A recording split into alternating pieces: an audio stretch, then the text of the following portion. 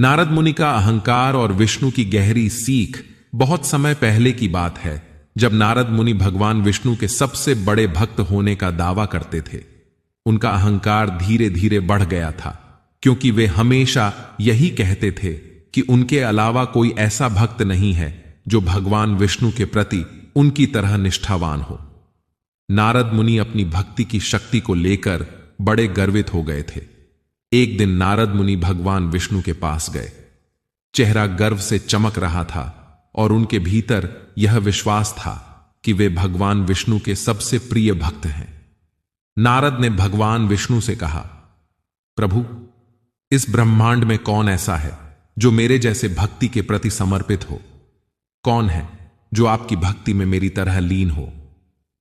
भगवान विष्णु ने एक पल के लिए नारद को देखा और फिर मुस्कुराते हुए कहा, नारद, तुम्हें यह जानकर हैरानी होगी कि इस दुनिया में एक और व्यक्ति है जो तुमसे बड़ा भक्त है।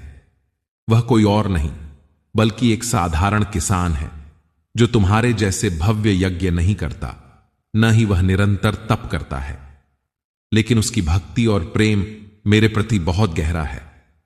नारद मुनि ने यह सुना तो उनका अहंकार और बढ़ गया। उन्होंने सोचा, यह कौन किसान होगा जो मुझसे बड़ा भक्त है? मैं तो देवताओं का संदेशवाहक हूं, भगवान विष्णु के साथ समय बिताता हूं, और यह किसान मुझसे बड़ा भक्त है। नारद मुनि ने तय किया कि वह इस किसान से मिलने जाएंगे और भगवान विष्णु के कथन को चुनौती देंगे। वे भगवान विष्णु से पूछते हैं, प्रभु, मुझे यह जानने का बहुत उत्सुकता है कि वह किसान कौन है जो मुझसे बड़ा भक्त है। विष्णु ने कहा, उस किसान को ढूंढ लो, वह तुम्हें अपने कार्यों से दिखाएगा कि असली भक्ति क्या होती है। नारद मुनि ने सोचा, यह तो बहुत आसान है, मुझे इस किसान से मिलना ही होगा और दिखाना होगा कि मैं भगवान विष्णु का सबसे बड़ा भक्त हूं। इसके बाद नारद मुनि उस किसान के गांव की ओर चल पड़े। गांव में पहुंचते ही उन्होंने किसान को देखा। वह किसान अपने खेतों में काम कर रहा था, पसीने से तरबतर। नारद मुनि ने किसान से पूछा, तुम भगवान विष्णु के प्रति कितनी भक्ति करते हो? क्या तुम मेरे जैसे उनके प्रति निष्ठावान हो?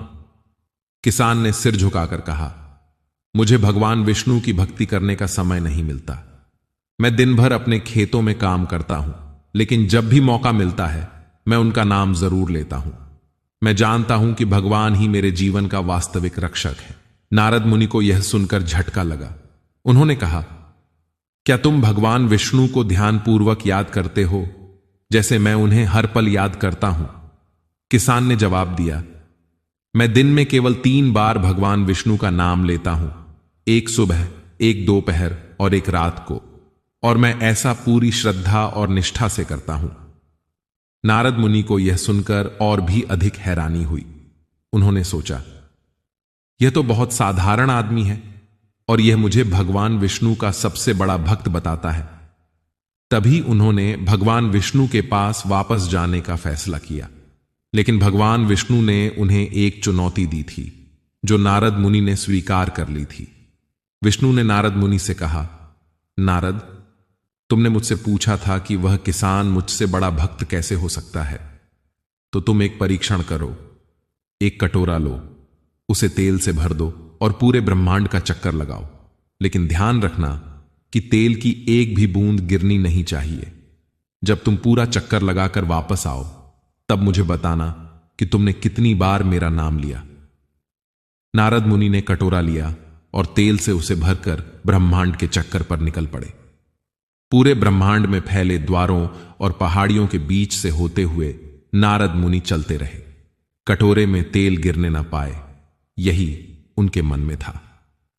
उनकी यात्रा बहुत लंबी थी, पर वे पूरी तरह से सतर्क थे कि तेल की एक बूंद भी गिरने न पाए। सभी तरह की मुश्किलों के बावजूद नारद मुनि ने पूरी यात्रा पूरी की। वे भगवान विष्णु के पास लौटे, लेकिन उनके चेहरे पर थकावट और चिंता थी। भगवान विष्णु ने मुस्कुराते हुए पूछा, नारद, तुमने यात्रा पूरी की, लेकिन क्या तुमने मेरे नाम का उच्चारण किया? नारद मुनि सिर झुकाकर बोले, प्रभु, यात्रा के दौरान मैं केवल कटोरे पर ध्यान दे रहा था ताकि तेल की एक बूंद भी न गिरे। मेरे मन में और कुछ नहीं था। भगवान विष्णु ने यह सुनकर कहा, अब तुम समझ गए होगे कि सच्ची भक्ति क्या है। तुमने पूरी यात्रा में मेरा नाम नहीं लिया क्योंकि तुम अपनी जिम्मेदारी और कार्य में इतने व्यस्त हो गए थे।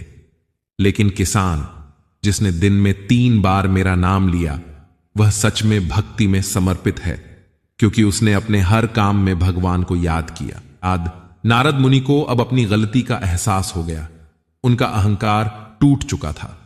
उन्होंने भगवान विष्णु से कहा, प्रभु मुझे माफ करें। मैंने अपनी भक्ति को अहंकार और दिखावे से मापा, लेकिन अब मैं समझता हूं कि सच्ची भक्ति में मन और कार्य की पवित्रता होती है। भगवान विष्णु ने नारद मुनि को आशीर्वाद दिया और कहा, यही असली भक्ति है नारद। जो कार्य में भगवान का स्मरण करता है वह सच्चा भक्त है। भक्ति का असली रूप न केवल ध्यान और पूजा में है, बल्कि अपने कार्यों और जीवन के हर क्षण में भगवान को याद करना है। नारद मुनि ने उस दिन से भगवान विष्णु की भक्ति को एक नए दृष्टिकोण से देखा और अपने अहंकार को छोड़ दिया। उन्होंने जाना कि भक्ति का सबसे महत्वपूर्ण पहलू है अपने दिल से भगवान को हमेशा याद करना, चाहे जीवन में कितनी भी परेशानियां क्यों न हो। सच्ची भक्ति वह नहीं है जो हमें दिखावे के लिए करनी पड़े। सच्ची भक्ति वही है जो हम अपने हर कार्य, हर पल में भगवान के प्रति समर्पित भाव से करते हैं। अगर आपको हमारी कहानी पसंद आई हो तो कृपया इसे लाइक करें और अपने दोस्तों के साथ शेयर करें। अपने विचार कमेंट में जरूर बताएं और हमारे चैनल इंस्पायर राजा राम को सब्सक्राइब करना न भूलें। अगले वीडियो के लिए खुश रहिए और अपने रिश्तों को मजबूत बनाए रखिए। धन्यवाद। मिलते हैं अगली वीडियो में।